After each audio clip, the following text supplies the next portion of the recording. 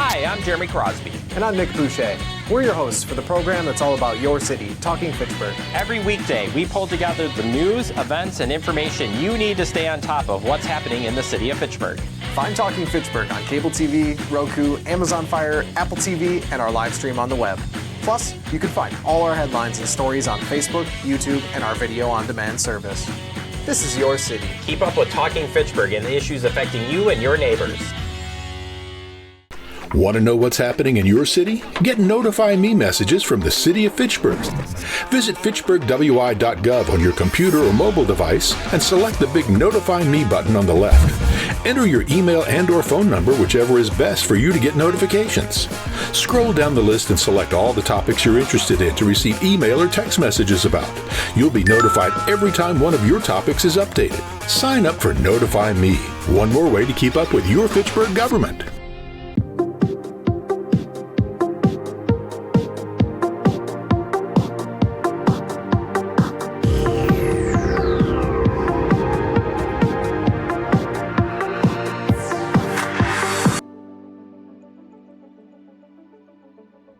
A lot of questions today to you.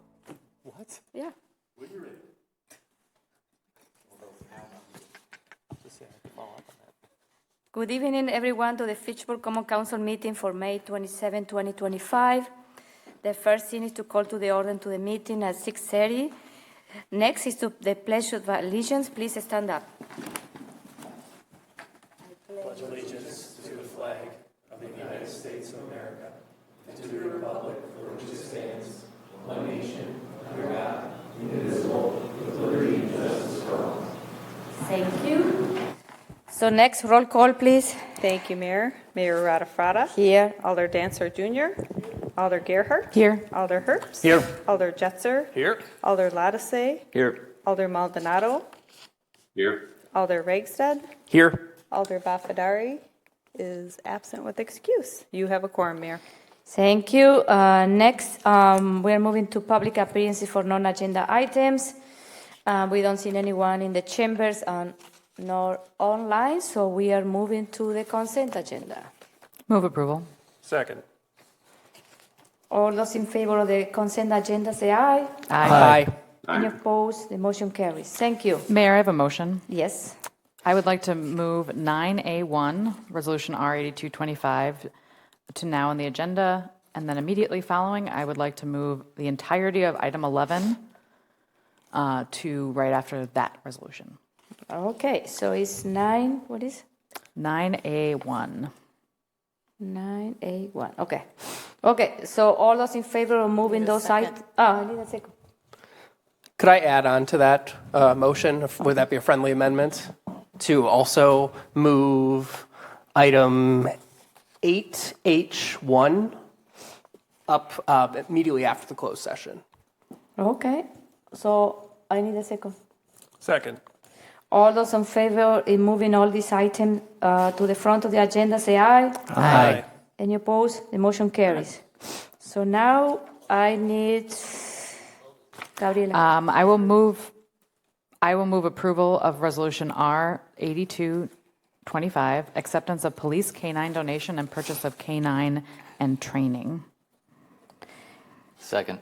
Did the Finance Committee approve? Finance approved. Did Public Safety and Human Services approve? Public safety approved. Thank you. So we have Captain Hardwicks here. You want to explain what it is? Yeah, thank you for the opportunity. In anticipation of K9 Drago's retirement in August, we've been very fortunate to be supported by the Fitchburg Law Enforcement Foundation.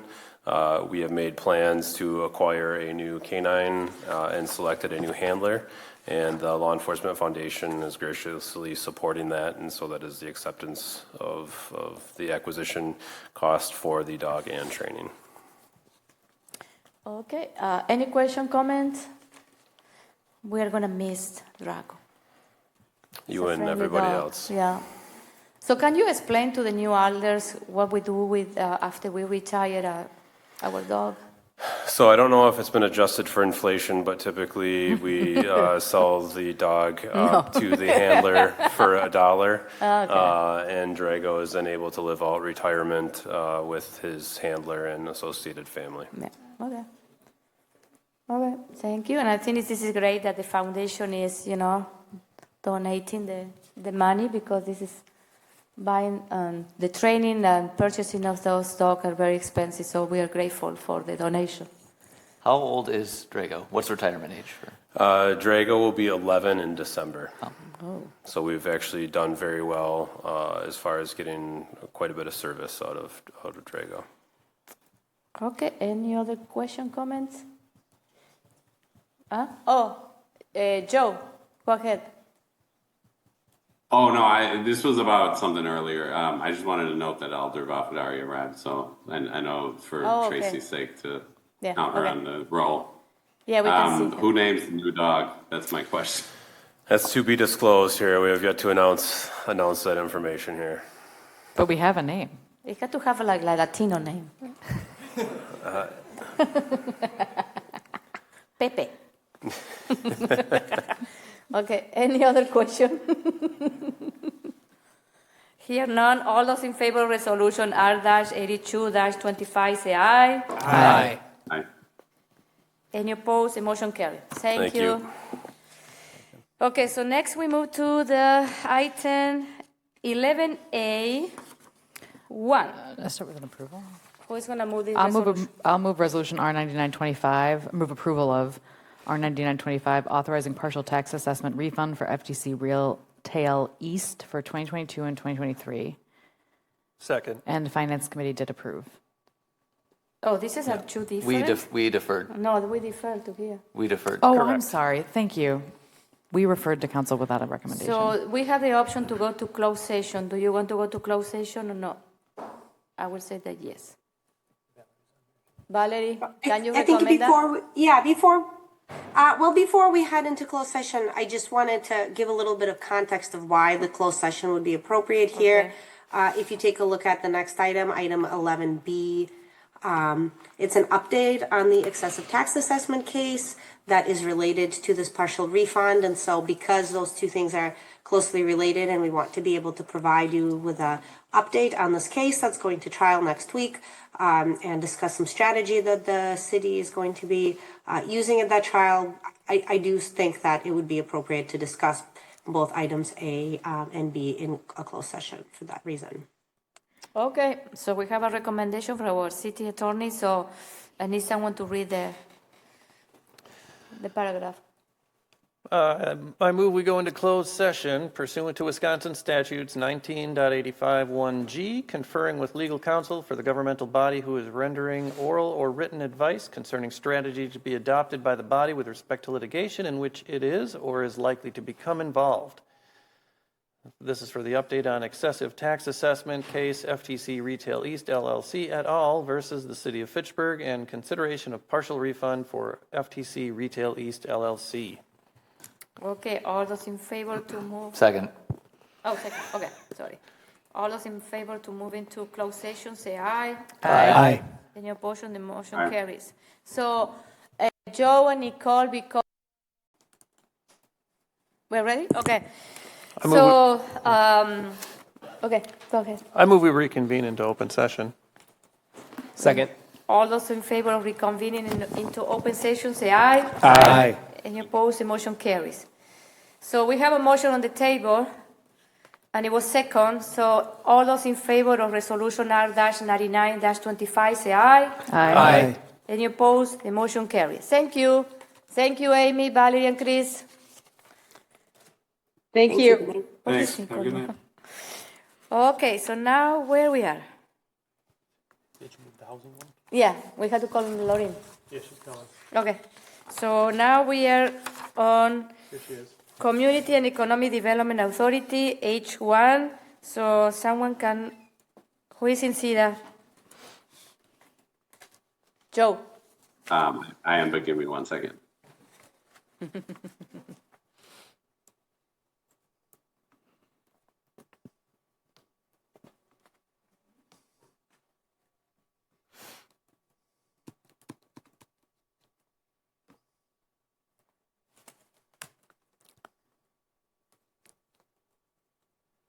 Sorry, I was just toggling.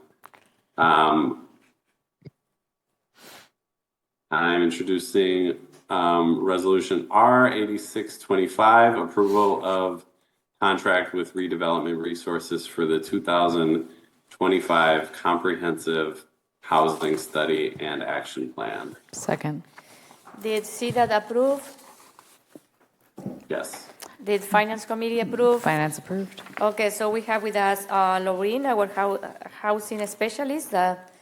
Go ahead and tell us what is this. Absolutely. So I wanted to start off by saying thank you. So thank you to the council for your commitment and focusing on housing. I think that's, I know it's challenging. Sometimes you may have opposition, but it is really, really supportive for our economic development team. I also want to thank you for creating this position. It says a lot about this community, that housing is a big focus, and allowing me to serve as your housing initiatives and program specialist. So I'm embarking on a year, and one of the things that is a big focus is having this housing plan in place. Well, we already have one right now, our 2019, but it's 5 years old, 5 years plus, and it's time for a refresh. And then also there's a lot of market changes. So first we were kind of looking at just updating it, but we realized that we really need to make an entire new plan just because of those market changes. So in February, we did issued an RFP, and we had a lot of outreach from consultants. Over 12 consultants reached out to us and expressed an interest. And we did a interview process, or kind of a process where we can do some questions and answers, both Mike and I, and that came down to about 7 people, or 7 consultants sent an email of intent that they were interested. So we had a steering committee, and that steering committee was Mark Hamilton from CETA, who was the chair, and also a resident of the community. Jenny Sanders from Housing Advisory Committee, and also she works as a realtor, so she kind of understands the market and the needs of our residents. Brad, a staff member from planning, and has that lens. And then also Janice Hughes, who's on the Commission of Aging Well, who's a resident as well, and also has the lens of the seniors. So unanimously, we selected Redevelopment Resources because of their detailed RFP, and they had an excellent interview. So it was a team of 3 individuals: Christian Fish-Peterson, who is here today via Zoom. She is the principal and CEO of Redevelopment Resources, and Dana Sarvers, who's the chief data geek, is what she refers herself. And then Dean Prestegard, who's a senior economist, and then also has extensive experience in transportation, which is a huge focus here in Fitchburg. Just some of the things that really stood out to us is that, one, the 3 communities that they worked with is Rockford, that has kind of the urban feel, Sheboygan, that's leading the charge in housing, and then Plymouth. So that was really outstanding, and those plans were really well. And then also their expertise in zoning and planning, which is something that can help inform the comprehensive plan. And then just the deep understanding of Fitchburg's demographics, and then understanding our senior population, which is very important. And then also from a budget standpoint, really kind of committing to our budget of $60,000. And really, they really stress that they're going to do whatever it takes to get the job done. So the plan is to, if this is approved, to start off in June. June 6th would be our kickoff meeting. So in that meeting, kind of data collection and looking at our existing policies. And then after that, looking at housing needs assessment. So looking at data analysis, our market evaluation, and then any past stakeholder interviews. And also as well as looking at housing gaps. Then after that, community engagement, which was really something that I wanted for this plan, is to make sure that our community is involved in this process. So really our healthy neighborhoods, having that voice in what talk about their housing needs is very important. So kind of doing those interviews either kind of face-to-face at in the neighborhoods or at events So we'll kind of discuss that at our kickoff meeting. And then also development of housing strategies, kind of draft some recommendations, looking at policies and any best practices. And then a final plan development that will be presented to Housing Advisory Committee, CETA, and then as well as the council. So the goal is to have this completed by the 31st of October and then present before the end of the year. And then really kind of sticking to those timelines and milestones, and then also kind of giving updates as well throughout the process. And Kristen is here if you have any questions.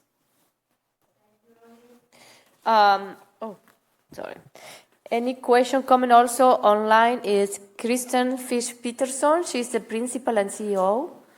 So if we have any question for her, so this is your time. I think this is great that we are updating our housing plan.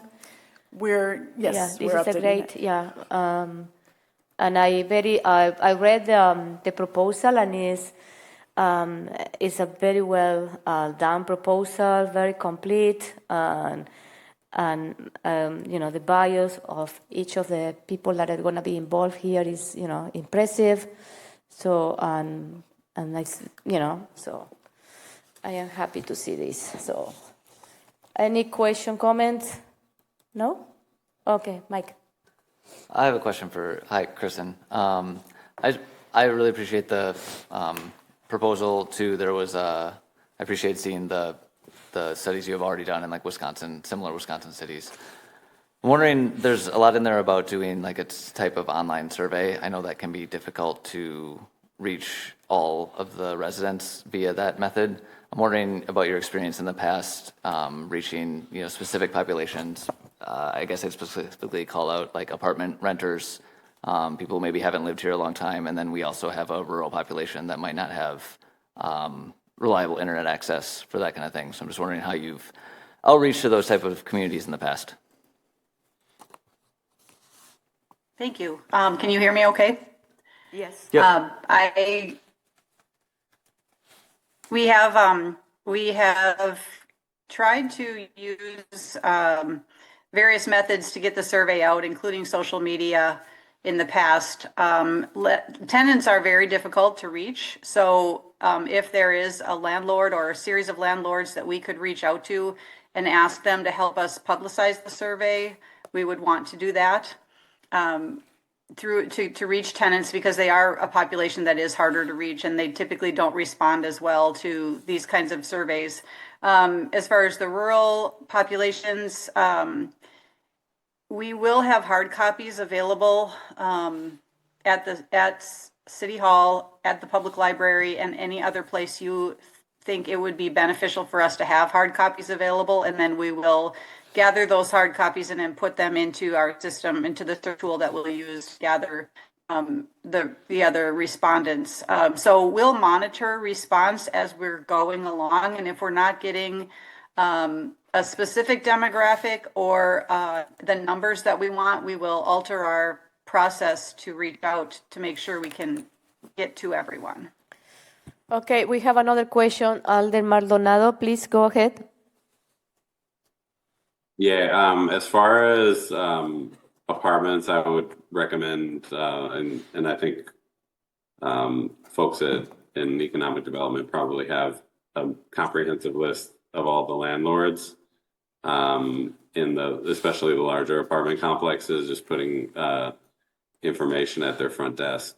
I found has yield results in other surveys that we've had to get out at the city. I know that in the CETA meeting you mentioned, or there was a question about language access. Would you mind addressing that for the general body about how to reach monolingual Spanish speakers? Yes, absolutely. We will have the survey available in English and Spanish, and any of our marketing materials will also be available in both languages. And Dana Sarver is who is affectionately called our data geek, as that's her title, as Lorene pointed out. Her daughter is in the Peace Corps right now in the Dominican Republic teaching English as a second language, and she'll be home this summer. And we have she's volunteered to help us if needed. So we will have access to someone who will come to meetings with us or events to help us communicate with everyone. Any other questions? Bill? Yeah, so in terms of outreach, talking to existing residents is one thing, but there is also potentially quite a few people who are going to move to Fitchburg or who would like to move to Fitchburg. Is there a way to identify those people and reach out to them to find out what they're looking for? Oh. That's a good question. When we're at a public event, we can talk to residents and non-residents as far as finding out. Unless we know a direct referral, we could talk to realtors, and if any of them are representing buyers that are looking for homes in Fitchburg, we could try to network through realtors that might be working with people trying to move to Fitchburg. The other thing we could try to do is when we talk to some major employers, we could ask if they have candidates or databases of candidates that have considered applying for jobs in companies and would be possibly moving to the community. Those would be the best avenues, I would think, that we could reach people not knowing who they are. We've seen projections that say that, Wisconsin's population isn't moving much overall, but Dane County's is growing. And so whoever's making those predictions, maybe that's a good place to start as well. To kind of piggyback off of... Thank you. Okay, go ahead. To kind of piggyback off of Alder Jetzer's question, is there a way we could also, I don't know if you use like U.S. Postal Service data or voter records or something to see people who have left Fitchburg and, maybe gone to Rock County or Greene County or something and, identify if they were priced out of the local market and that's why, or if there's a type of housing that we didn't offer to kind of get the post-mortem, if to be a little gruesome about it. Sure, we'd be happy to dig into that as well.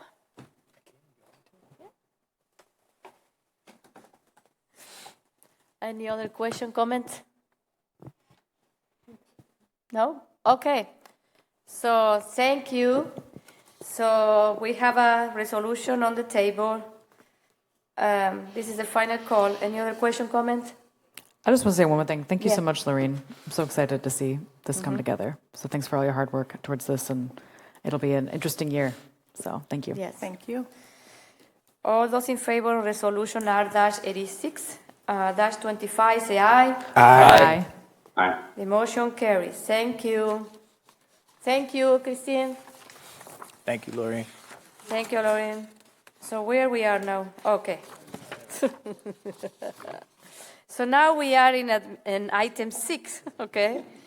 So we are under administrative report, and since Chad is off today, so we had the privilege to have our deputy here with us. Well, thank you. Well, good evening, everyone. Thanks for having me tonight. Ooh, am I on? I'm on. I don't have too much to add tonight. First thing is we will have a Greenfield Neighborhood Plan Steering Committee meeting. That will be this Thursday, May 29th at 5 p.m. right here in the council chambers. And as part of that, they'll be giving a presentation of the draft plan. So if you have time, I would encourage you to attend the meeting. Otherwise, you'll be able to watch that meeting as well. And the only other update I have is that assessment letters will be going out next Thursday. So those will be hitting the mailbox probably by next Friday or next Saturday. And that's part of that revaluation process. As part of that, we have a new average home value in the city. It has gone up from last year, but the average home value in the city is now $504,000. $500,000. I gotta get this right. $504,700. $504,700. So it is now over $500,000. That is the average home value, assessed value in the city. Wow. So generally across the board, the average increase from 2024 was about 10%. But those letters will be going out. Obviously, each property is different. But if they have any questions, I would encourage direct people off to the city assessor. We have a full team of staff. They're great people. They're happy to answer any questions or any concerns that people have. Can you send us the inlet? I will be sending out to the council kind of the Okay. mailer that we're sending with that. Yeah. There's two pieces that we send with that. One is the Yeah. kind of very standard state form. It looks very official. We can't really make any changes to that. And then the second one is what we actually put together as an educational kind of flyer for people to learn more about the process and who to contact. So I'll send that to the council probably towards the end of this week. Thank I'd be you. happy to answer any questions.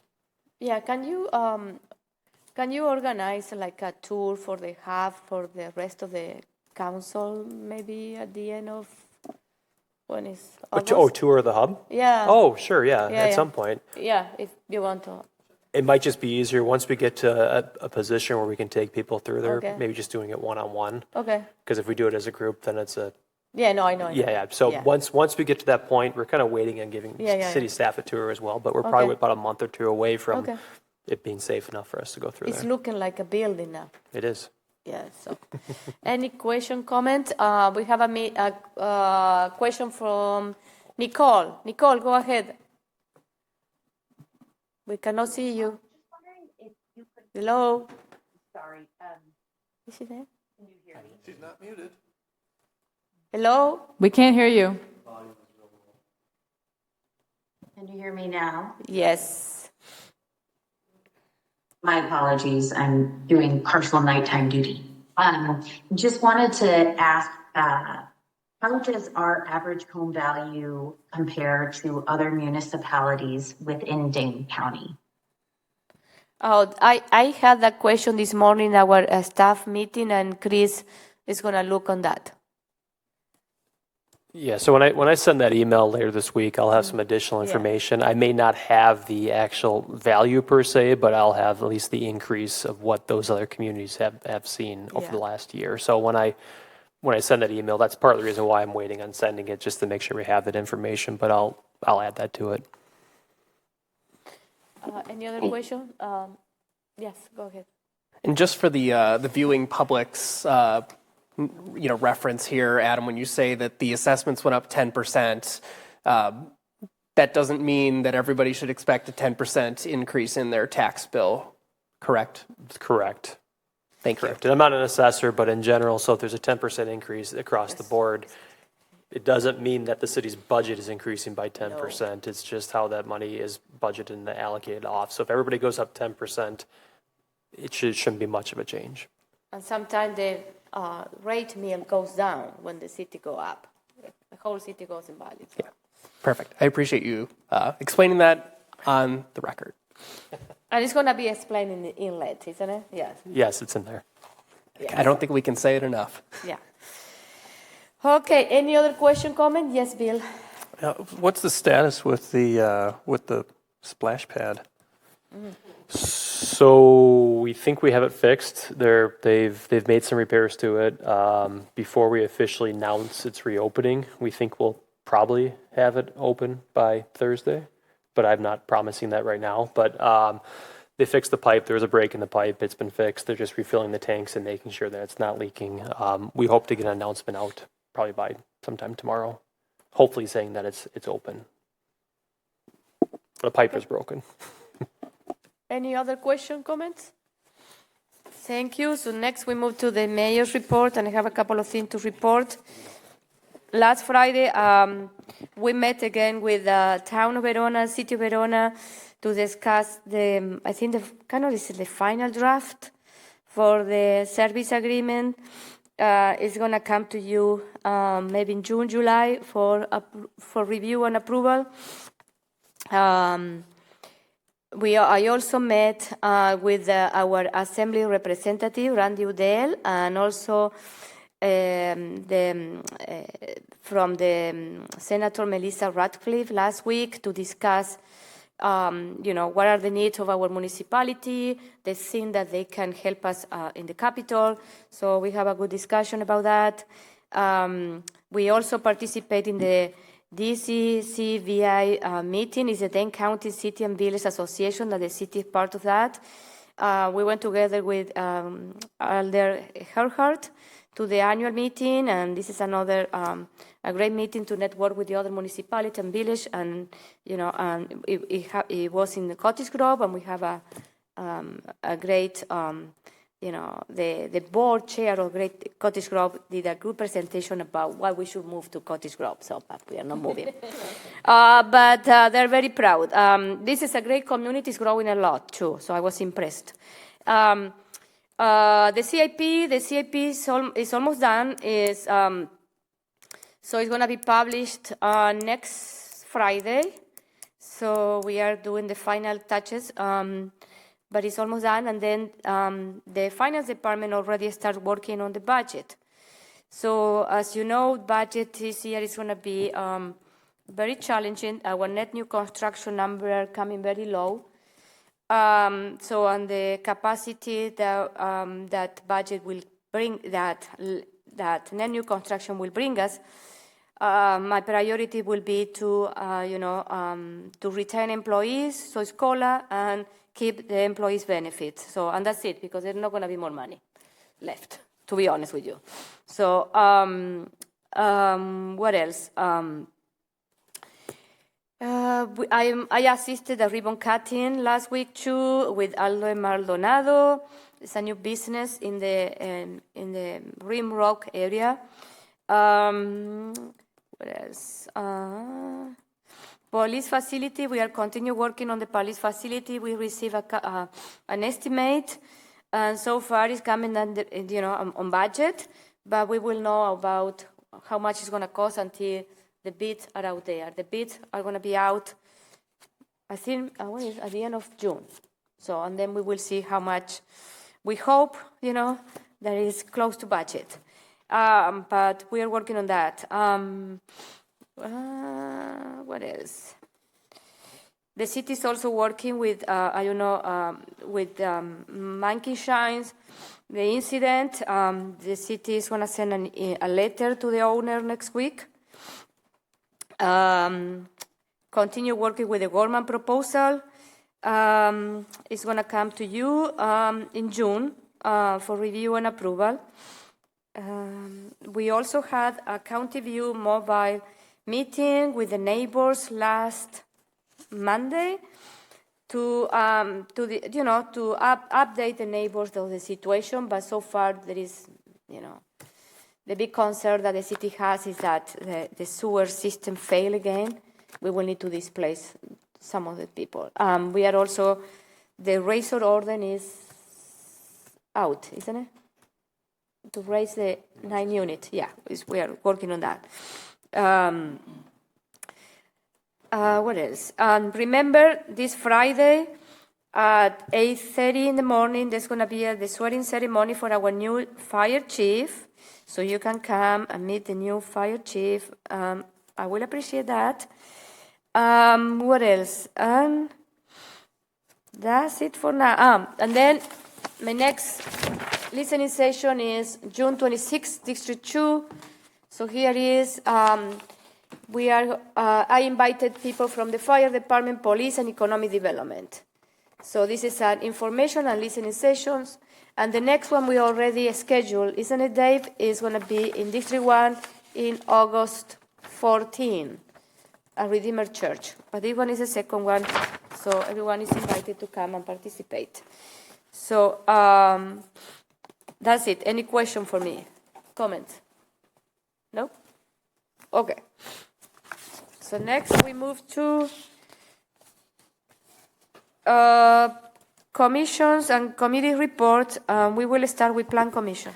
I'll start with the resolutions. I'll move approval of Resolution R9425, approving certified survey map request CS 259125 by Dan Day, agent for Fahey Glenn LLC, to obtain certified survey map approval to allow the subdivision of one existing lot into 2 lots in the Highfield Reserve subdivision on property associated with 5380 West Fahey Glen.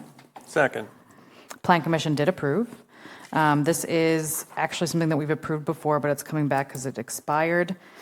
This was basically this property. There's a 52-unit building going in. They cannot issue a building permit. The city can't issue a building permit until all of the infrastructure is complete. But basically, one of the lots is not being built on right now, but it's part of the infrastructure requirements, and it really doesn't make sense to finish up the infrastructure for the part that's not being built. So we're splitting the lot so that the place where the infrastructure is done can have the housing move forward. and then the other lot can wait until later. Next steps would be subdivision approval agreement and recording the certified survey map. We also talked a little bit about an infiltration, a stormwater management issue. There is an infiltration issue for one of the current stormwater ponds. It's supposed to be a dry pond. The water's supposed to just infiltrate away. It's not working as designed.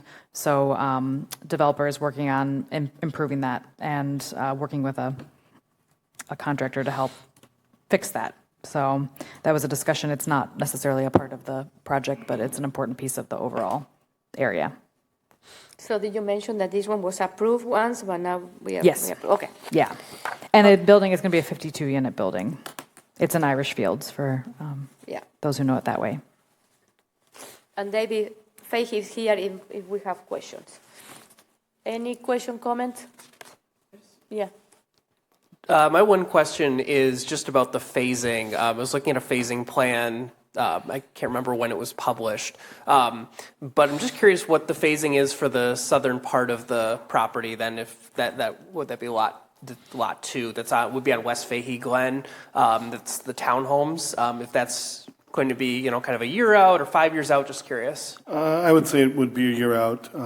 We need to, that's Seward from the Syene Interceptor, and Lot 1 is serviced from the Woods Hollow Interceptor, which is this area, and we need to connect a pipe in between from Notre Dame Drive over to the continuation of West Fahey Glen, so that hopefully will be next year. I can't promise. There's lots of moving parts. And the storm pond has been improved and is working. They finished that on Friday. Okay. Outstanding. Dave, what was the issue with the pond? Clay, too much clay got dumped? Yeah, they say it's statistics. I mean, talking to the engineers, they say that 1 out of like 4 or 5 fail, and this is the one. So they just put some under piping in, and we need to reseed, but we can't wait for plants to grow. Thank you. Okay. Any other question, Bill? I just noticed in the packet, there's some of the planning and zoning comments are still listed as open. Staff did not receive a response. Is that all resolved? Yeah, I think that was part of the ADR. I thought they responded. I'm sorry. Yeah, and the ADR was passed by Plan Commission. Sorry, there was also an ADR associated with it. Remember the ADR, they don't come to us. They are approved by Plan. Yes. Okay, so any other question, comment? No?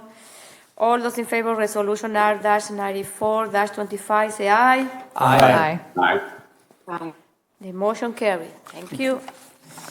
I'll move approval of ordinance 2025-009, zoning ordinance amendment granting specific implementation plan zoning for rezone request RZ 259325 by Aisha Laquat, agent for Hupu Holdings LLC, to rezone properties from PDD GIP Plan Development District General Implementation Plan to PDD SIP Plan Development District Specific Implementation Plan to allow for a proposed condominium multifamily residential development on property associated with 2735 Rimrock Road. Second.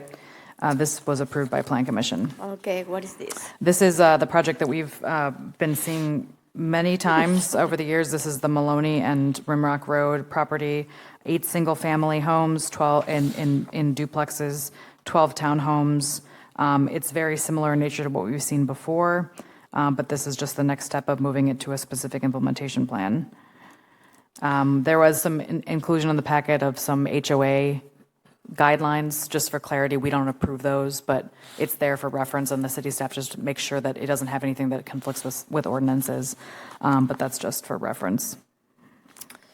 The owner is here in case that, I don't know, Aisha, do you want to speak, say something? No, you are here to answer question. Okay. And the ADR was also approved by council. It's Olive Tree Condos is the name. Dave? Just a question. We've heard from developer after developer that we can't build condos. We can't. It's not viable. But you're doing them. How are you able to do it? We're working very closely with the city to make it a feasible project.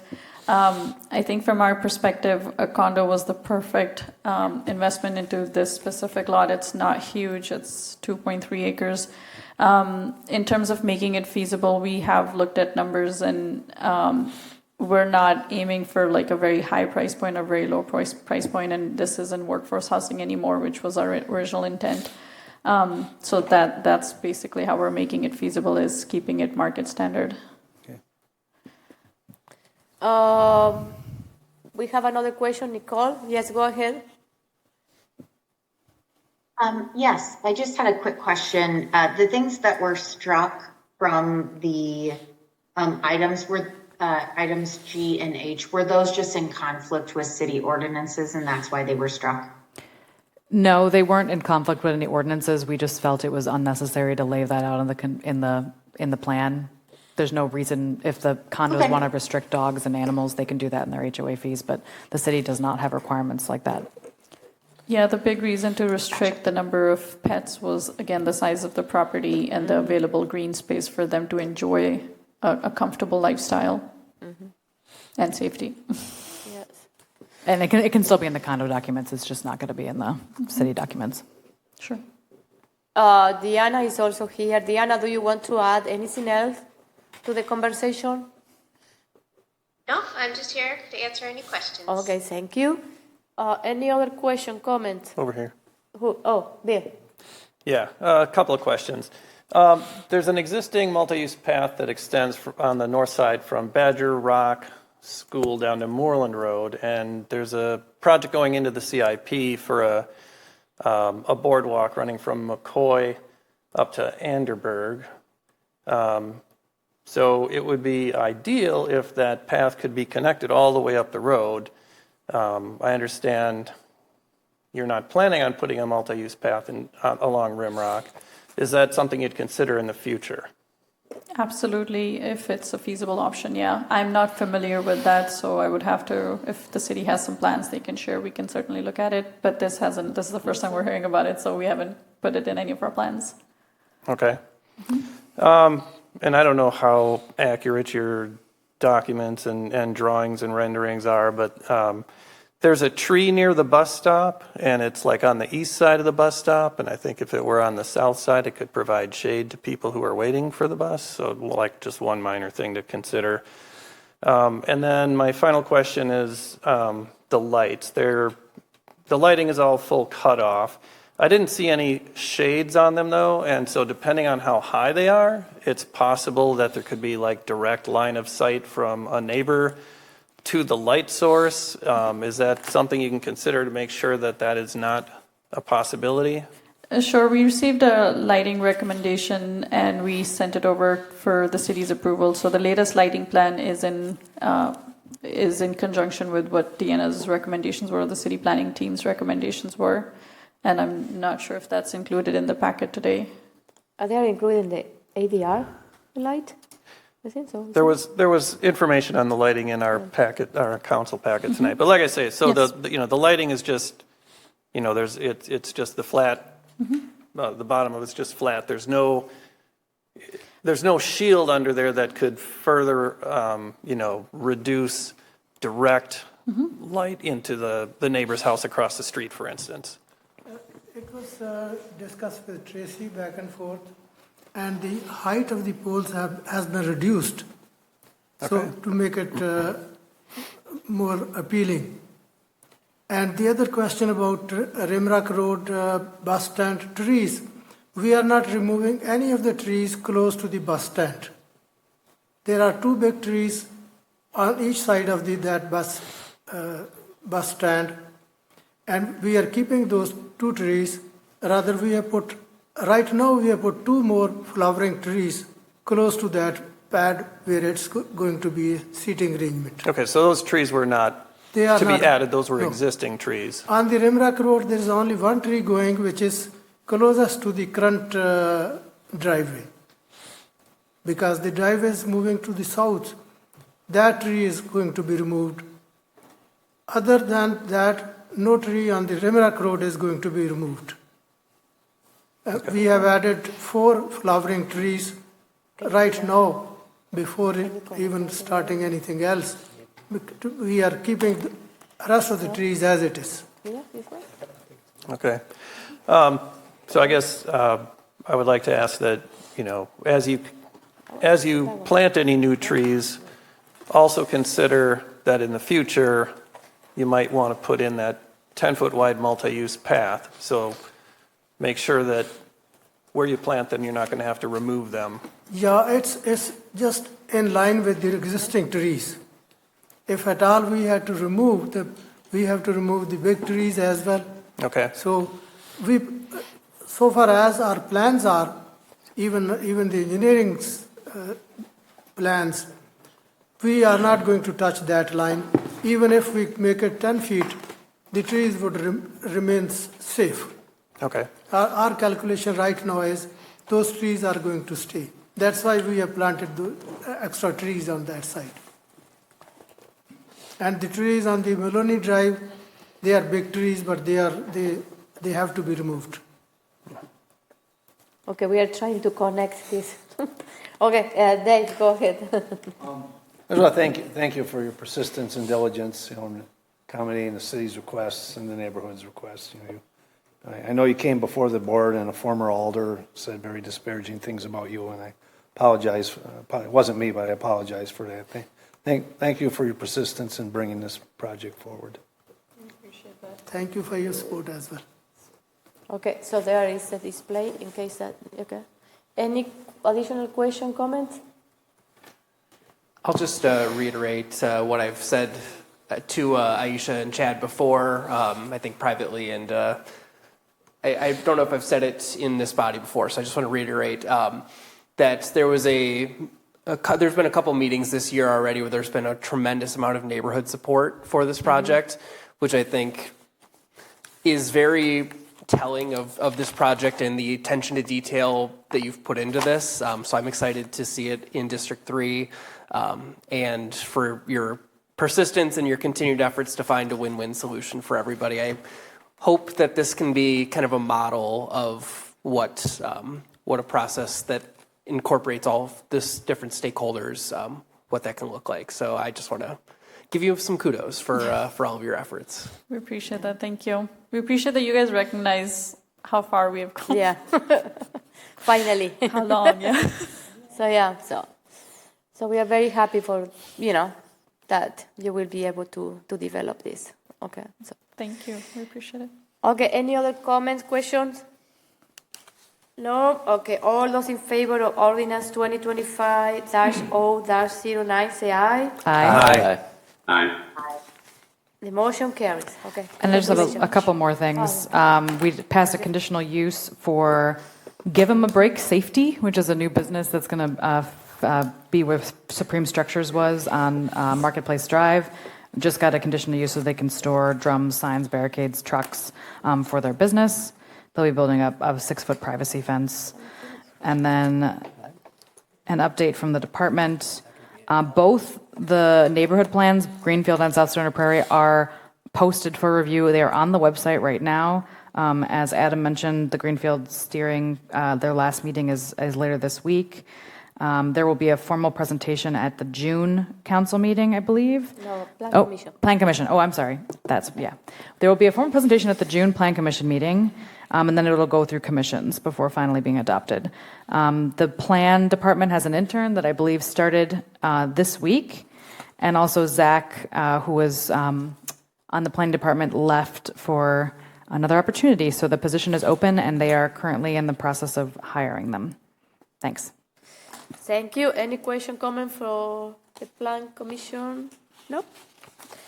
Okay, so next we move to the Board of Public Works, and we have a couple. I'll move approval of Resolution R8325, approving purchase of 2025 1.5-inch and 2-inch meters. Second that motion.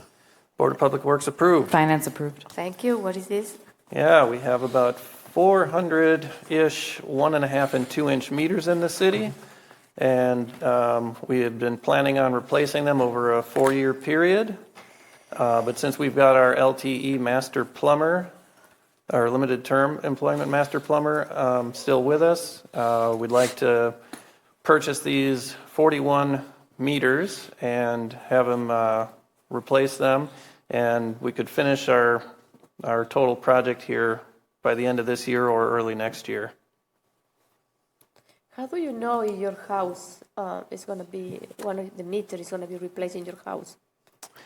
These are all 1.5 and 2 inch, so I don't think any of these are residential. They might be multifamily residential. Oh, okay. I don't have a clue about meters, so sorry for my question. Dave? Is that, our access to this limited term, these have to be put in by a master plumber. Yeah. So we have very good access with this person right now, so we want to accelerate this to take advantage. Yeah. Might not find another guy like that. Yeah. Right.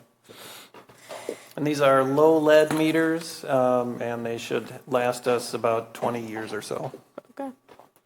Any other question, comment? Here none. All those in favor of resolution R-83-25, say aye. Aye. Aye. The motion carries. Thank you. Next one. I'll move approval of resolution R-8725, authorizing the water utility to file a simplified rate increase application with the Public Service Commission of Wisconsin. I'll second that motion. Board of Public Works approved. Finance approved. Okay, what is this? So we raise our water rates as appropriate over time, and we can do every 5 years, we can do a full rate case, which is a lot of effort. And between those 5-year spans, we can do a simplified rate increase. We're limited to 3%, but that will suffice for us. So that's what we were asking for. We had our most recent full rate case Last year. took effect last year, yes. Okay, any question, comment? Yes, Dave. I'll just add, I don't know if it's the last 15 years or, that we had this ability to do the simplified. Prior to that, it was every 5 years, and so we'd get hit. Yeah. So this, no one likes the increase, but it feels like it's less of a punch in the gut, when you get it little at a time, I guess. Yeah, and I think the average home is going to see like a $6 per year increase. And remember that this money is also, we use these funds to also for the infrastructure that we need to, as the city grows, our infrastructure grows. So any other question, comment? Okay, all those in favor of resolution R-87-25, say aye. Aye. Aye. Aye. The motion carries. Thank you. Next one. I'll move approval of resolution R-8825, approving agreement for subdivision improvements in the Olive Tree CSM. Oh, Timothy. Okay. Second. Board of Public Works approved. So what is this? This is a fairly standard subdivision improvement agreement that we want to establish here. Things like roads, water, sewer, et cetera, to support the development, street trees, parkland, various fees. Specific to this project, we'll see a couple of items here. Maloney reconstruction with curb and gutter to an urban section. Right now it's got no curb or gutter. Replacement of the bus pad and as well as the 5-foot sidewalk along Rimrock Road, which is an older 4-foot sidewalk right now. Okay. Any other question, comments? Here none. All those in favor of resolution R-88-25, say aye. Aye. Aye. Aye. The motion carries. Next one. I move approval of resolution R-9125, releasing a temporary limited easement on Lot 2 of CSM 8023 at 2747 South Seminole Highway. Second that motion. Board of Public Works approved. Plan approved. Okay, what is this? For the Lacey Road construction, we had a temporary easement for the sake of construction on the triangular lot on the northwest corner of the Lacey and Seminole Highway intersection there, and we no longer need that easement.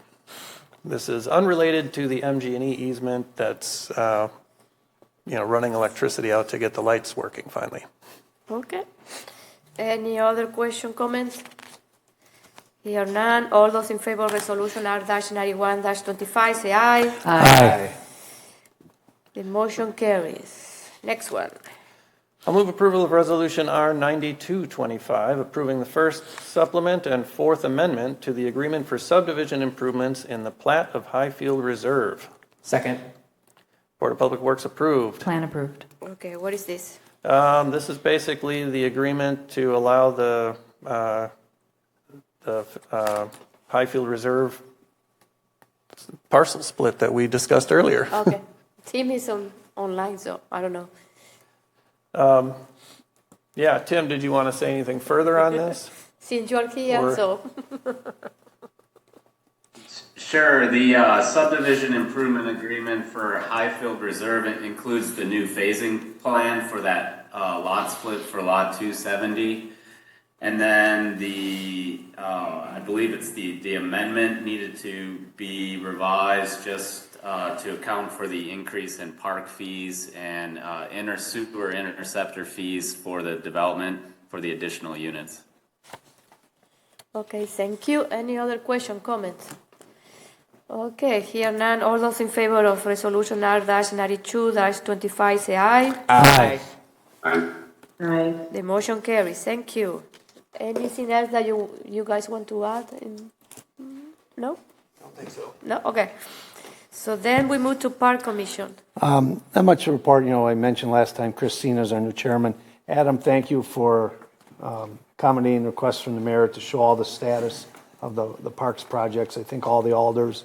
It's quite a list. We have a lot going on, and our meeting is next week on Thursday. Yeah, it's an extensive list. It is.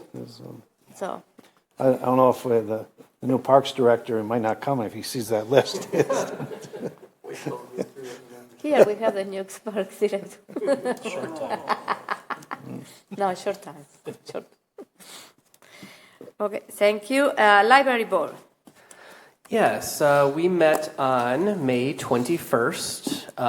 Couple things to note here. The utility bills were way up in January. That has since been addressed.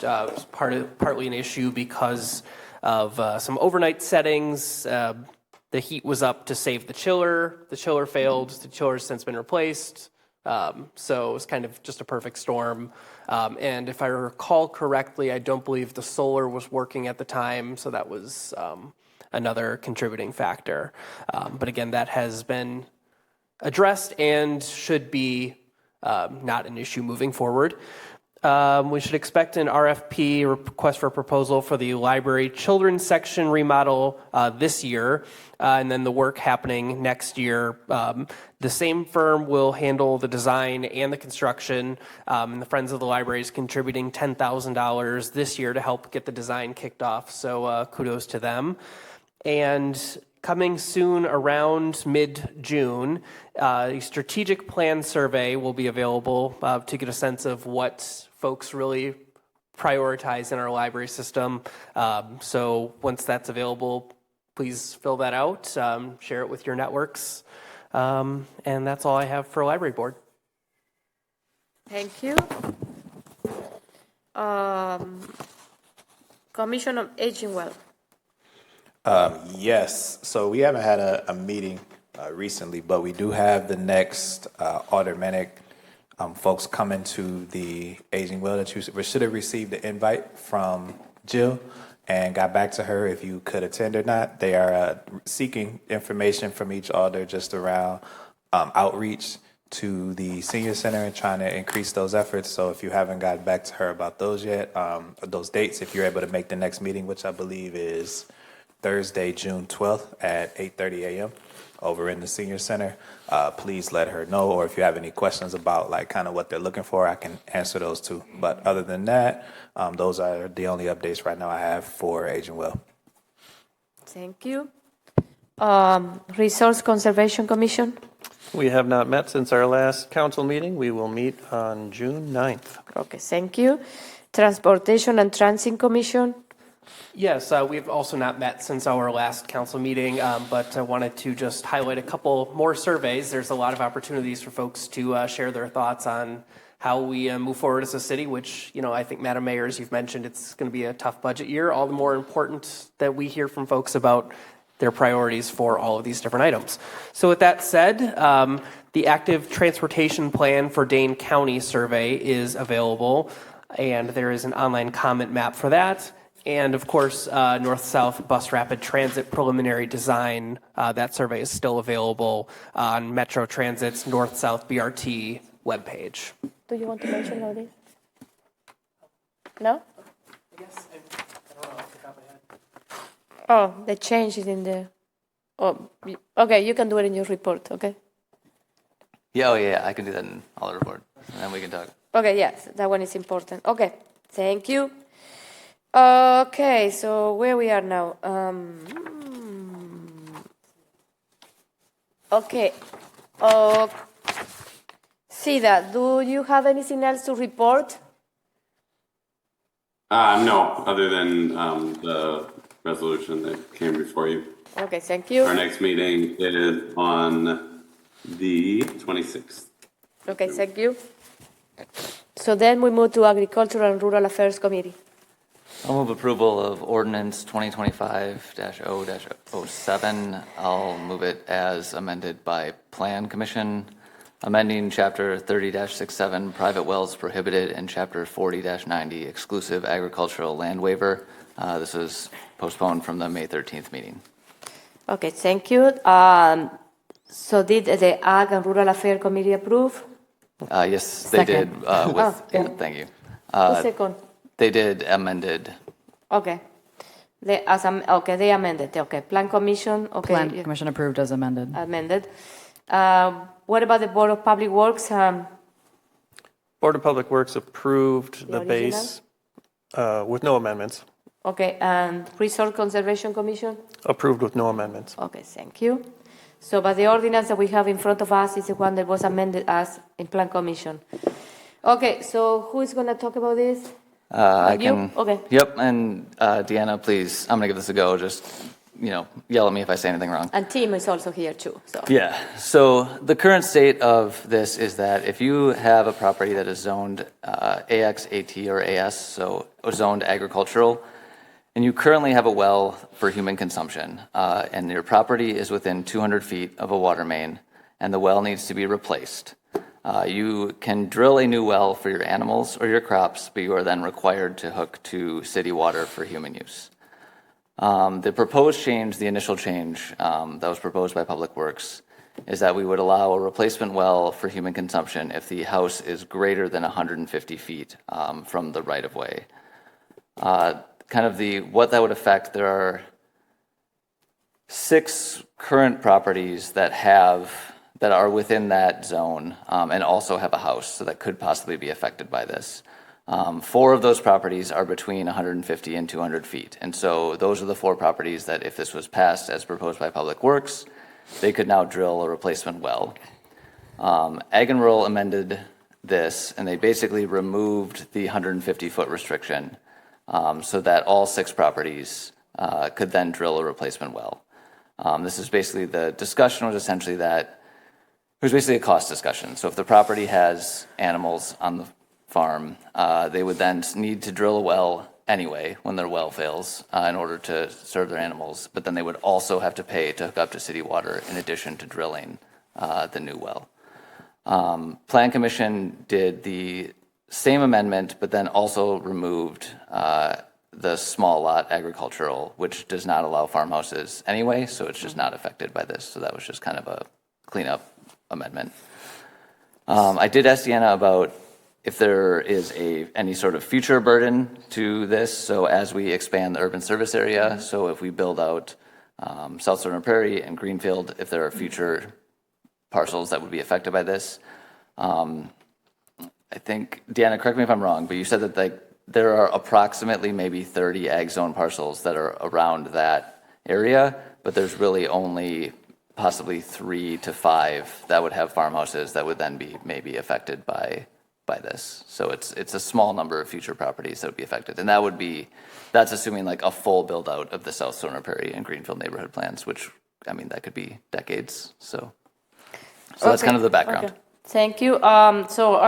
We have a person in the audience, Mark Jong. He wishes to speak. I assume in support of this.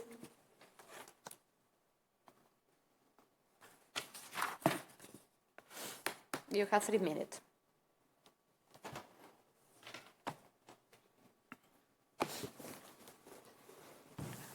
Mark Jones, 2266 South Sain Road, City of Fitchburg. I am chairman of the Ag and Rural Committee. Thank you for finally getting to this amendment. A couple of years we've been working on this, trying to solve this problem. Hopefully it will never be needed because it only will kick in if a farmer's well were to fail.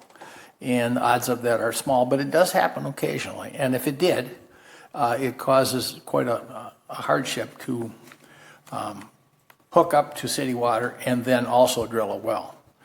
In my case, for my house, to bore the road to hook on the city water that's on the other side of the road from my house, the bid I have for that is $19,000. And then it's $15,000 to drill a well, plus your master plumber to hook up all your plumbing work. So you're looking at $45,000 to $50,000, which is it's quite a hit for any budget. I don't care if you're a farmer or if you're a homeowner. So the A1 exclusive does protect the city. So I think it's a good compromise.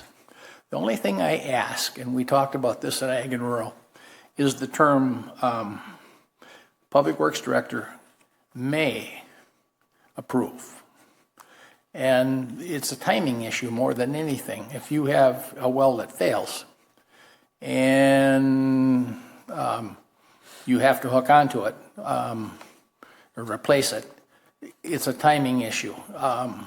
So if you have to wait for approval, Ag and Rural suggested that the term be shall approve, and it's just a timing issue. And again, I say that there's probably a chance this will never go into effect, but the timing for an ag operation is critical. So that's our only request. So, Okay. Thank you very much. Thank you, Mark. Okay. I'll let her. No, yeah, I want to ask a question to Tim. You want to ask the question to Tim first? Yes, my question to Tim is two questions. One is if you are okay with changing the terminology from, what it was? May to shall. And second is, the 150 feet was removed in two commissions because you are the expert guy. What do you think about that? I mean, we prefer the word may. There may be an instance where the Public Works Director does need to look at it closely with our engineering staff. There are certain situations that need a close look and can't automatically be approved. I don't think our process is slow at all. We do have means if someone is out of the office for others to look at it. If something is a hot topic where it needs to be approved right away, we don't sit on stuff. So I don't foresee that being an issue. The 150 feet, was established based on Tracy. She was looking at kind of the Greenfield neighborhood, and the Greenfield neighborhood's all zoned residential. And basically that distance, most of those houses are within 150 feet. And if water was ever put there, they are mandatory to hook up. So, to be fair, that's how that was established. And this originally came to us with the request to be changed for homes on ag land that are located far away from the road. So that's kind of why we established a distance, because the two homes that were brought to us were the Stoneman and O'Brien's as the examples. And then, we established the 150 to be fair to those residences that aren't zoned ag that would have a mandatory hookup. Okay, thank you. So we have Alder Gerhard and then Alder Babhadari. Okay, go ahead. The 150 feet, that's interesting, Tim, because I feel like that wasn't wasn't part of the Plan Commission discussion about the fairness between other neighborhoods that would have to tap in versus the agricultural land. So that's an interesting piece of information. I did want to bring up we did pass this as amended in Plan Commission, so it was remove the 150 feet as Ag and Rural did, and then also remove that slight, technicality change. But I do want to make it clear to the council that the Ag and Rural Affairs Commission discussed this. Mr. Jones was part of that conversation in full, did not vote, but was part of the conversation. And he has a clear conflict of interest. And when you have a conflict of interest, you are not supposed to participate in a discussion at all. You should remove yourself entirely from that discussion. And so while I did come to that conclusion in Plan Commission that we left it, since learning more about that conversation, it feels very inappropriate what happened. And the problem with having a conflict of interest and not recusing yourself is it casts doubt on what happened in a commission. It casts doubt on it. And that's the problem with it, is that you want to remove yourself so that there's that an action that was taken is never taken out of context or there's a perception that things were done improperly. It's to protect the actual resolution. That's why you do it. And so I don't know what I'm going to do in the end about this, but I just wanted to bring that to the attention of the committee. I think it's relevant, and I just want people to be aware of that. Thank you. Nicole, go ahead. Yes, Nicole? Thank you. Can you hear me okay? Yes. Okay, wonderful. Sorry about that. So just to address those points, because I was on rural and ag when the first conversation of this happened, and Gabriella, I think your comment is very fair, and I think going forward, myself and anybody else on those committees can do a better job of stating that. I will say one of the things that really convinced me on the side of really understanding what this meant in terms of a financial burden was that it states 150 feet, but it didn't have a preference for the side of the road that the hookup is on.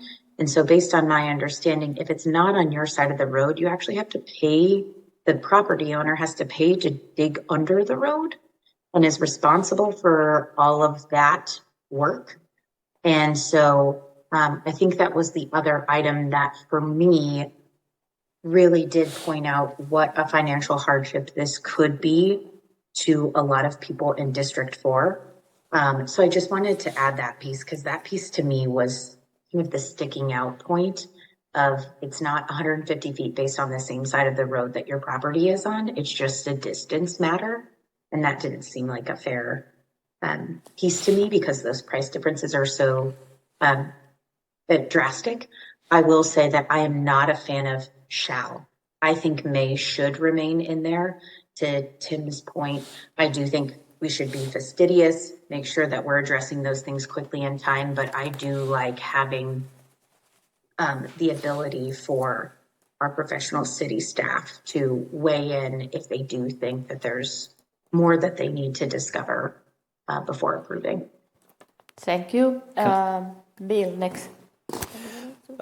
Yeah, so I think I would like Tim to weigh in on that point that that Nicole just brought up, because it's my understanding that the property owner would be responsible for paying for everything from the right-of-way to their home, and that the city would pay for the portion from the main to the end of the right-of-way. But then when I listened to the Ag and Rural Affairs meeting, it sounded like there would be an impact fee or a special assessment involved. So, Tim, can you clarify that for us?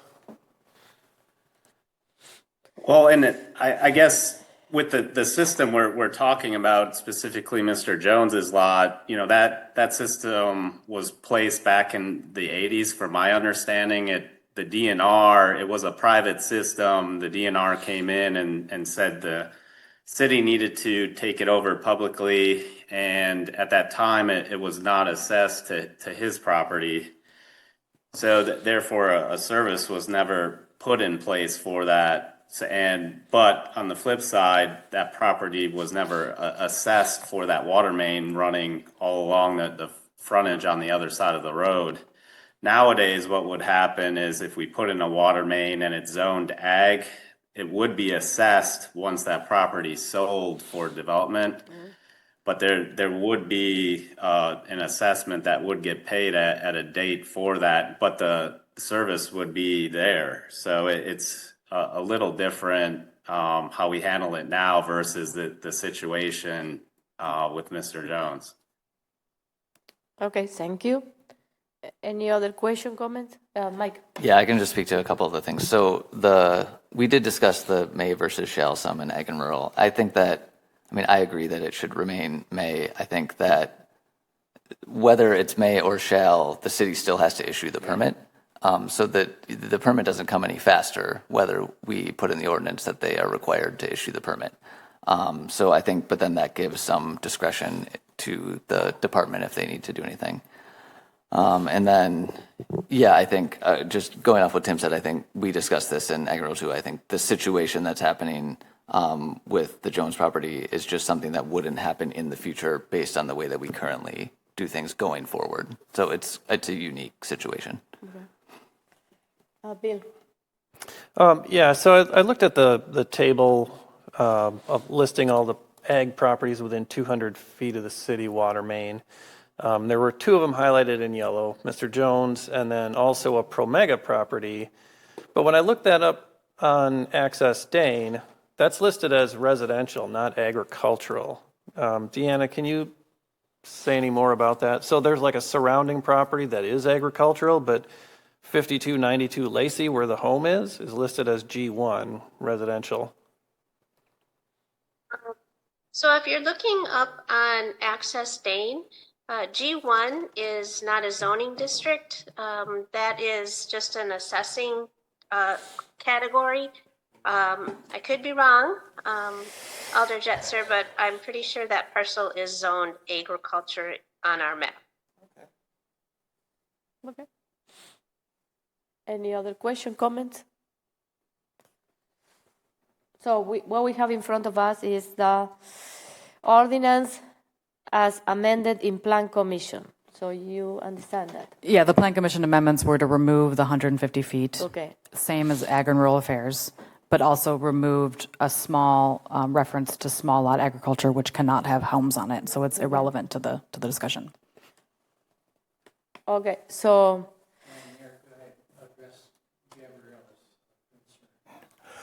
I usually don't do that, but I'm going to do it because of you, Mark. Okay, go ahead. Thank you. Well, as Chair of Ag and Rural, I did step down. I did recuse myself. Amy Johannick took over the meeting, and she ran the meeting for that discussion item. And yes, I did voice an opinion on that, but I was not the chair at the time I was voicing that opinion. So Amy Johannick was, and you may speak with her and or look at we did set that aside. Mike, I think you remember that. So you stepped aside for the vote, but there was a pretty extensive discussion prior to the vote regarding this. So I think that's what we're referring to in terms of. But I did not. I stepped aside for the vote. I did not vote on that, and we discussed that at the meeting. And anyway, I just wanted to make that clear. Yeah. Can I respond? Yeah, I appreciate that, Mr. Jones, and you've served the city very well in your years, so I don't want to imply that you're a great servant to this committee, and your experience is relevant. But we should clarify for the council and for all committees that anytime you're at even a perception of conflict, not even just a literal conflict, but a perception of conflict, you should completely remove yourself from the conversation, any part of the conversation. And that includes, actually the recommendation that I heard from the beginning is to physically remove yourself from the conversation. So remove yourself from the table, remove yourself from the dais, and not participate at all. And it's exactly for what I said. It's just that there's never a perception that you're influencing the decision of the city. And it's to protect the action of the city and the resolution itself. Because when I hear these discussions, I was like, this is a rare situation. right? Doesn't happen very frequently, and this is only on agricultural land. So the 150 feet makes sense in terms of like it's equal across the city, but rural lots are never going to have a use for a well with agriculture because they're not watering crops, they're not watering animals. So it is a totally different situation. So it makes total sense to me, but I think we should just, all the commissioners, across the city, really need to understand that it's in place to protect you, but also to protect the decisions of the city, and to make sure that there's no doubt when something happens that it's in the best interest of the city and that it's not in the interest of an individual, even if it happens to also be in the interest of an individual. I'll just piggyback on that, and everybody who's a member of a committee or commission is, when they're assigned to that committee or commission, they are given a link to the member handbook, and there's just a couple of sentences I want to read here. There's a section called Personal Gain Prohibited. You should not use your position to obtain financial gain or anything of substantial value for your private benefit. And I think it could be reasonably argued that that did happen in this instance. And then the very next paragraph covers conflicts of interest, which it says you should not knowingly participate in committee or commission discussions or take any official action which could substantially affect a matter in which you personally, through your work or family, are associated. So again, it's not just recusing yourself from the vote, it's the entire discussion leading up to that vote. You should recuse yourself from all of it to remove any potential impropriety there. Okay, thank you. I appreciate that, but when you recuse yourself of that, you as a landowner should have some opportunity to voice. No, yeah, and you should have say that, you should say, now really I am fair. speaking as a neighbor.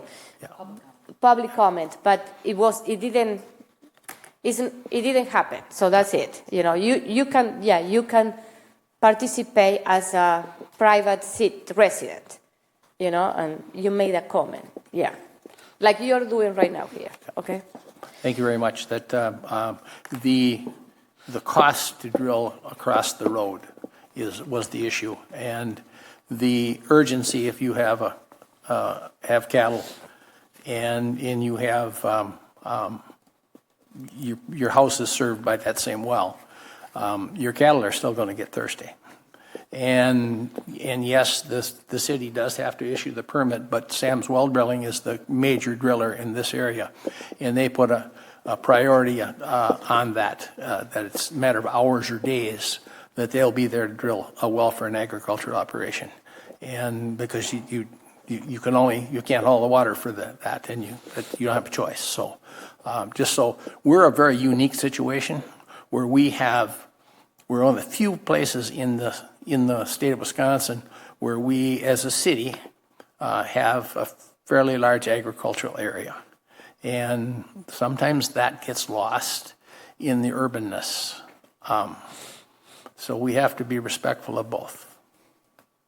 So thank you very much. Thank you, Mark. Okay, are all ready to vote? Okay. All those in favor of approving ordinance 2025-007 as amended by Plan Commission, say aye. Aye. Aye. Aye. Any opposed? The motion carried. Okay. So next we move to the Bicycle and Pedestrian Commission. Who is there? No updates other than that our next meeting is going to be June 4th, June 3rd. Sorry, let me just pull it up. The 4th is a Wednesday. My apologies. Yes. Sorry, give me 1 second. You should know. You don't know all the meetings? Yes, Wednesday, June 4th at 7:30. Thank you. Also, I wanted to point the council's attention to an email that I got from Bike Fitchburg. And I don't know if Bill, you may know about it, but Bike Fitchburg is offering smart cycling classes. Oh, yeah. It's basically courses around safety, and I believe it seems like it's being co-sponsored by Fitchburg Parks and Recs. So there are classes on May 31st, June 28th, July 26th, and August 30th. And I'll just put the contact info, Mark Wilkerson. It's mark@bikefitchburg.org if you have any questions. Thank you. So next we move to EMS Commission. We have not met since our last meeting. Our next meeting is scheduled for June 12th. Thank you. Healthy Neighborhoods Committee.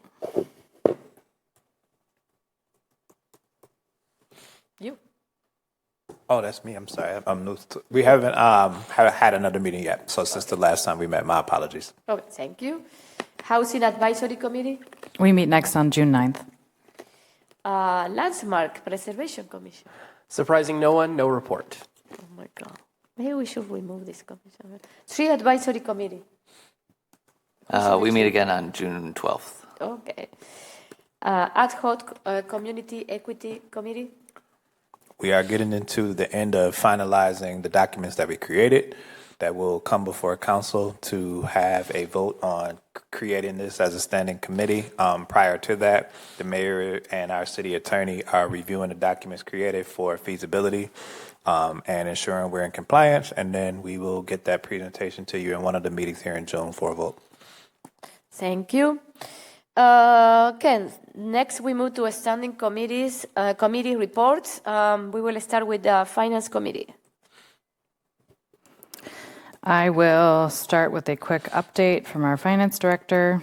There was an arbitrage report kind of practicing that process for having to refund some of the interest that's generated from debt back to the federal government if we incur too much.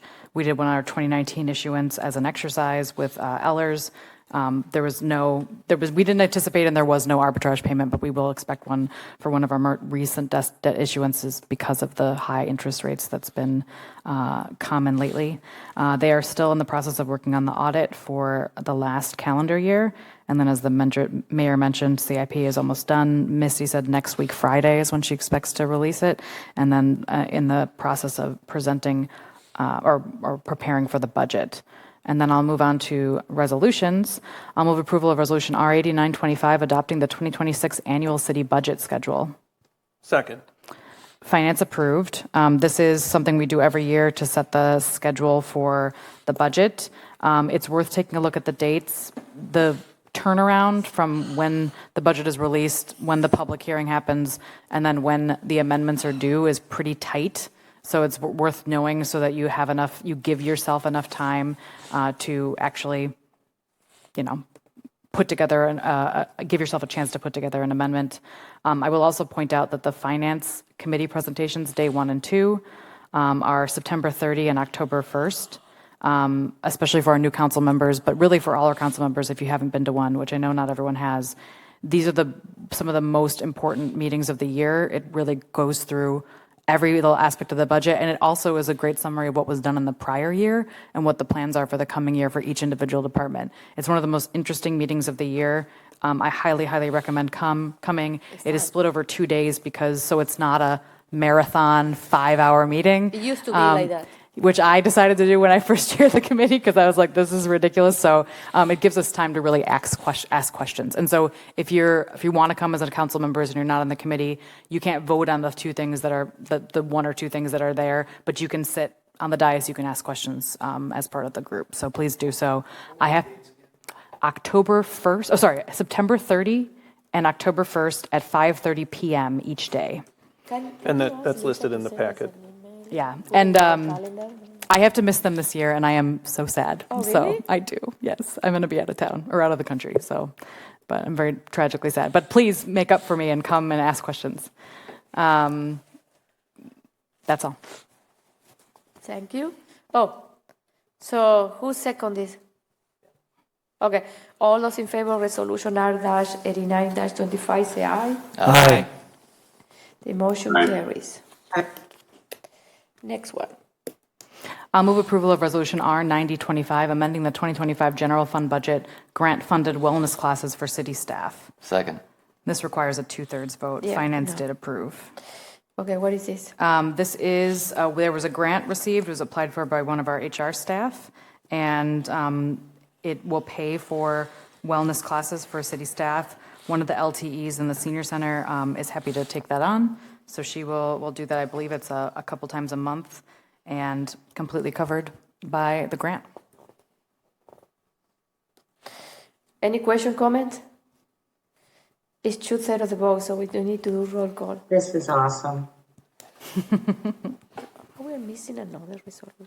Thank you, Mayor. Alder Dancer Jr. Aye. Alder Gerhart. Aye. Alder Herbst. Aye. Alder Jetser. Aye. Alder Latase. Aye. Alder Maldonado. I am confused. It's coming on. Aye. Alder Reichstad. Aye. Alder Vafadari. Oh, no. It's coming here. Aye. Motion carried. Okay, thank you. Next one. I'll move approval of Resolution R 9325, approving Microsoft Enterprise License Agreement renewal. Second. Finance approved. And this is basically our 3-year contract for Microsoft suite of products. It's very expensive, but it is absolutely necessary to the day-to-day, everything that they do. And it's a 3-year contract, which is why it's coming before council. So how much is Gabriela? Somewhere in the, it's 140K per year. 140,000 Yeah, per year. this is important that people sometimes, they say, the operational cost of the city, behind the scene, maintaining and operating the city and, all of these are expenses that cost a lot of money. So, so I want to, emphasize that there are a lot of operational software and technology that we had to pay to maintain, so the city can function, and it costs a lot of money, and it's part of the operational cost. So, Dave.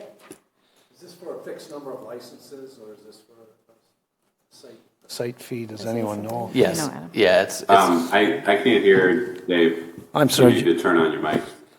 So, Joe, I asked, is this for a fixed number of licenses, or is it a site fee for the whole city? It's a mix. So if you look at page 322 of 330 in our packet, you can see the various pieces of software. Some of them, there's a quantity of 49, 10, 39, and then, the big ones are up to 255 employees. There's a couple with 4 licenses, 15, 40, 24. So it all depends on, which software we're talking about.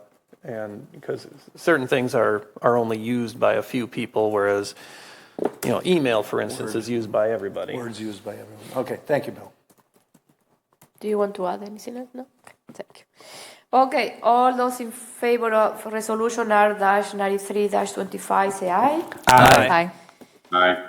Aye. The motion carries. Next one, you're done with your report. That's all. Okay, thank you. Personnel Committee, No update at this time. Public Safety and Human Services. I'm just adding a lot of activities coming up. We have some new events, and this weekend is Italia Fest. Oh, yeah. And VO5 is playing, I believe, on Saturday night. So it's worth the price of admission. And also there is a Bocce Championship. Bocce Championship. They are looking for volunteers to participate. When you said that, I had to look it up. Like, what is this game? See the email. Are there people. still spots available? Yeah, you need to email Jeremy. I think they're still looking for judges for the spaghetti eating contest. I am a judge. I did it last year, and it was fun. What are you judging? I don't know. I don't remember. People eating spaghetti. Is it speed or quality? I think it's a speed. Isn't it? Yeah. The judge, yeah. I think it was speed. I don't remember, but I was there.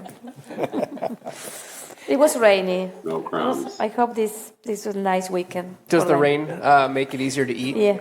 I don't know.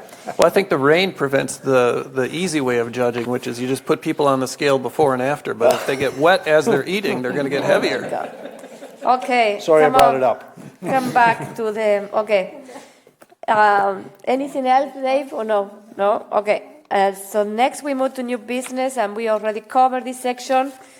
So now we move to ALDE report, and we will start with District 4.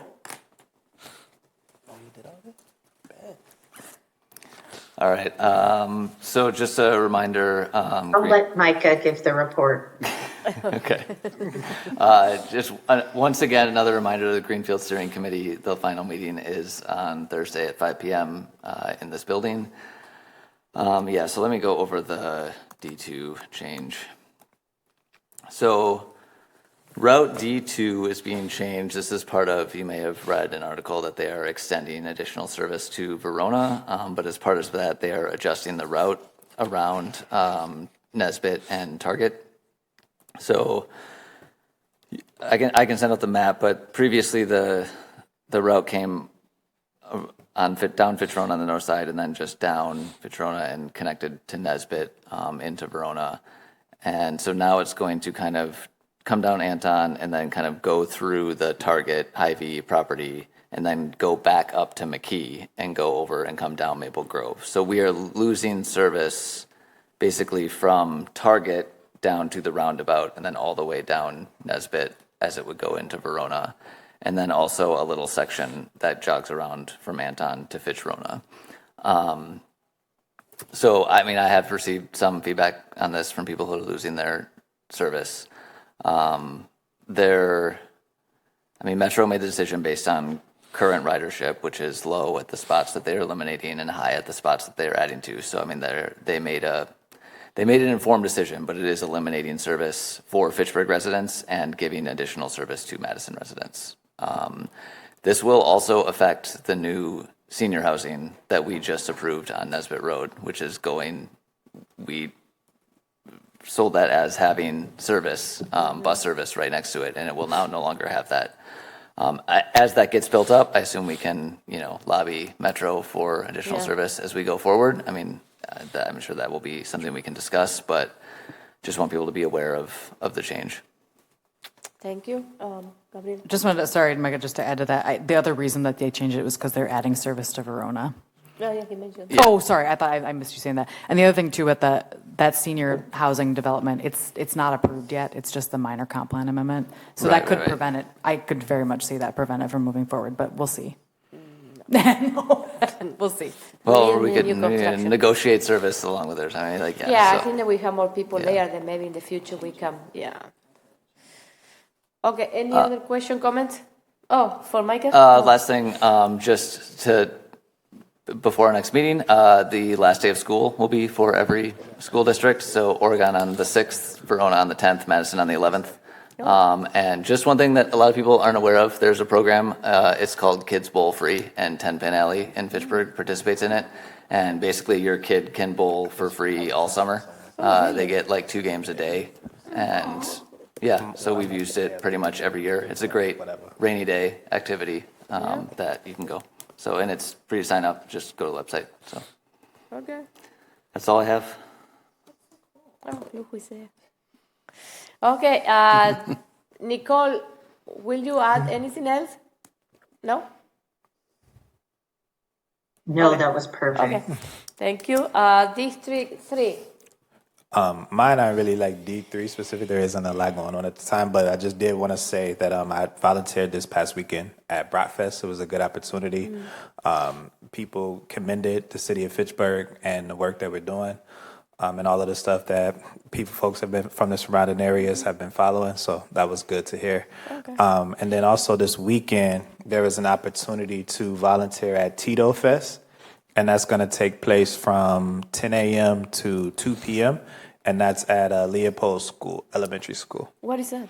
It's like I don't exactly know why it's called Tito Fest, but it's basically like a big carnival. Oh, okay.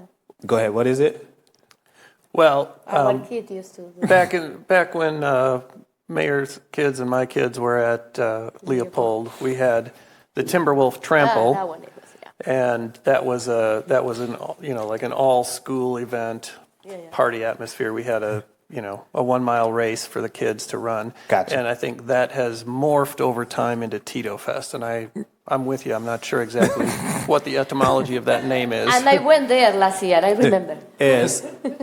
It's a Saturday from 10 a.m. to 2 p.m. Yeah. So I plan on volunteering. I'll be at one of the booths, like doing games or whatever. I But think the library is also there. yep, Yeah. they have. So what it is, I mean, they have like a carnival thing going, a carnival vibe going on. Yeah. Where they're still looking for volunteers. So if you did want to, I can send you the link for that. But it'll be a good time just to come fellowship with some of the, and then some of the students who are a part of. It's not CEOs of Tomorrow, but it's similar.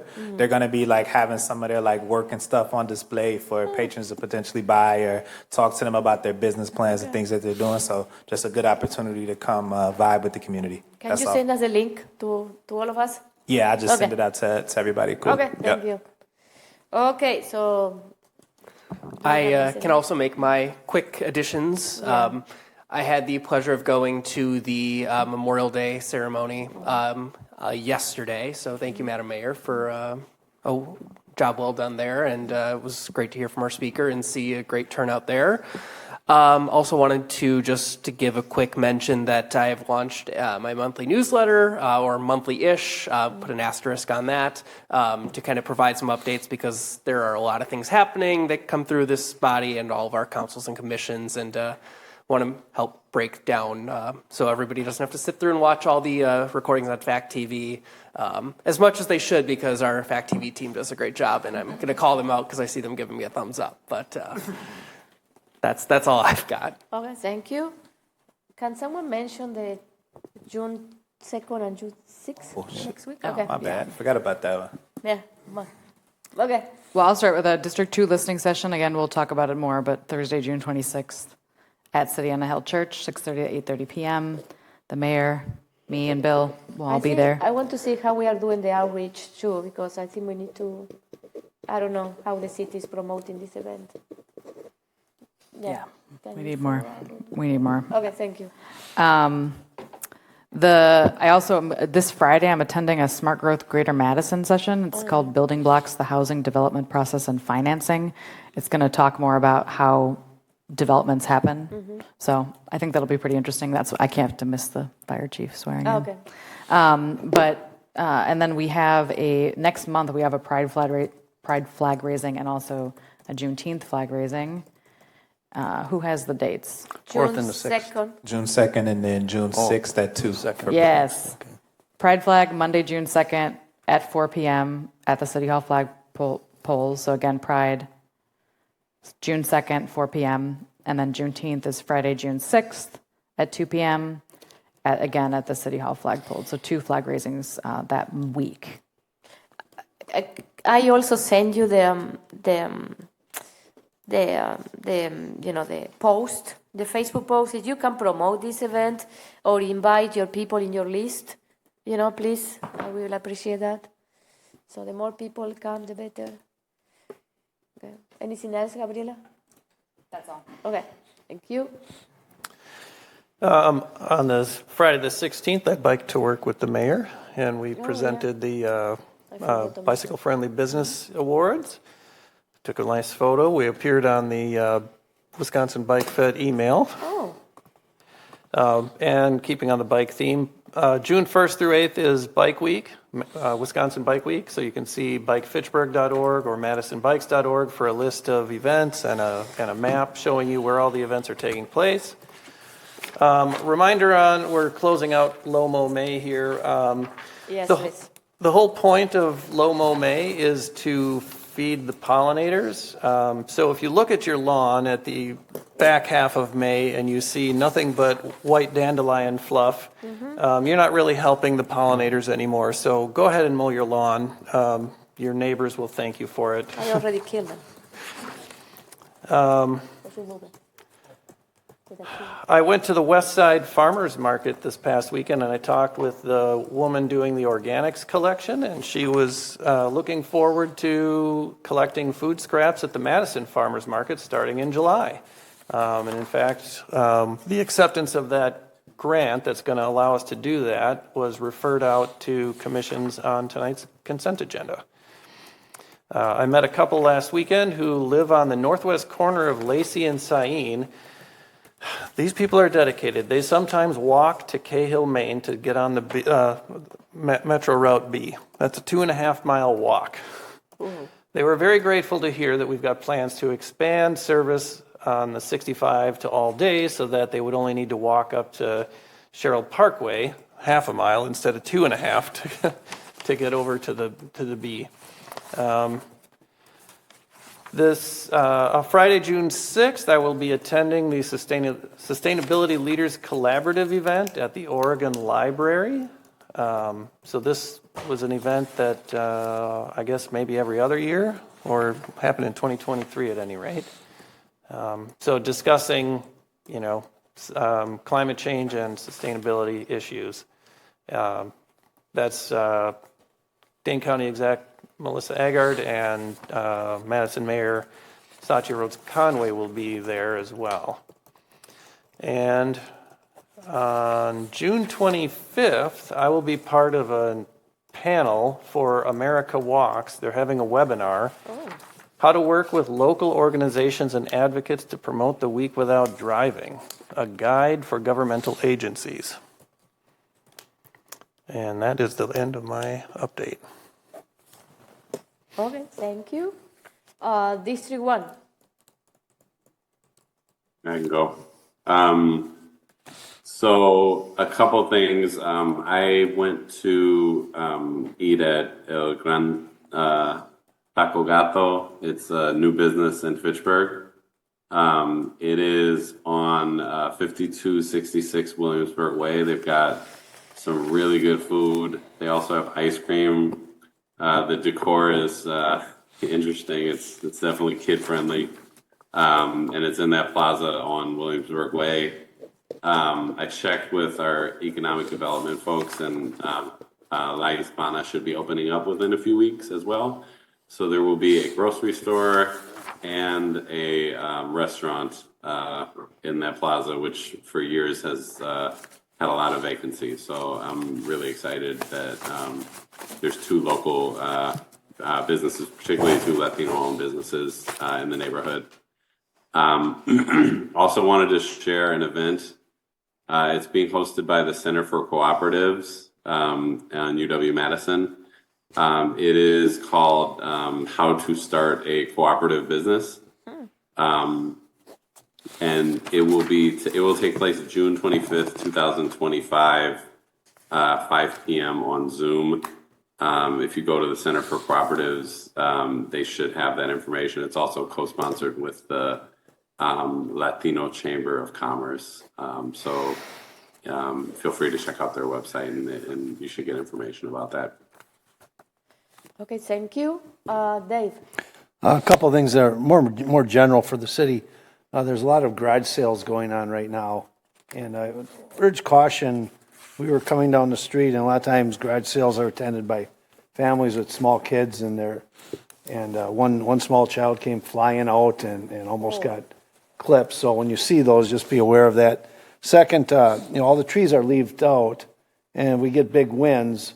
We still have to pay attention to our storm drains. I've been kicking storm drains clean the last week or two that were clogged up with leaves. So that's an issue with the city, with everyone in the city, that has storm drains in front of their apartments. Our community garden has 22 members this year, 21 plots, and we have new gardeners, one family from Vietnam and one from the country of Togo in Africa. The Boys and Girls Club are signing up children for their summer programs now, so people be aware of that. And also the in Quarry, up in the Quarry there, the big Texas Wrap apartment is being built. It's going pretty quickly now. There's a giant crane, and you can see it for miles, and the facility is going up. There's some substantial dirt moved, so it's kind of interesting to walk by and take a look. That's all I had. Thank you. So next, we're moving to announcement. Our next Common Council meeting will be June 10th. And then our next Committee of the Whole meeting, June 25. So, what is tomorrow? Tomorrow we have a meeting? Oh, it's tomorrow. Tomorrow. I am coming with something, so sorry, it's affecting my brain. So, okay, so the next, Committee of the Whole tomorrow, sorry, it's at 6:30 PM. what is the topic tomorrow? It's going to be, the Fitchburg Chamber is going to give an update, and then we're going to have Misty's annual presentation to capital improvement plan and financial policy guidelines. Okay. And I think we're going to start trying to do Committee of the Whole at 6:30 every time, so it aligns with the council. So council and Committee of the Whole start at 6:30. Okay. That's obviously subject to change under certain circumstances, but that's the plan. And what about, we have here in the agenda, on June 25 is the next one, with potential change to June 18. If this is, Yeah, it sounded, I didn't hear from anybody that said that they couldn't make it. So I think we will move it because that regional housing strategy, there's an annual meeting that they have that I know I would like to attend, and I'm sure several others would like to attend as well on that date we normally have it. So yes, if you have an issue with it, please let me know after this soon. meeting. Yeah. Otherwise, we will move it to the 18th. Do you know what is the topic for that meeting? No, it's not finalized yet. Okay. Thank you. So I need a motion to adjourn. All those in favor? Second. Sorry. All those in favor to adjourn the meeting, say aye. Aye. The motion carries. Thank you. Buenas noches. Bye-bye.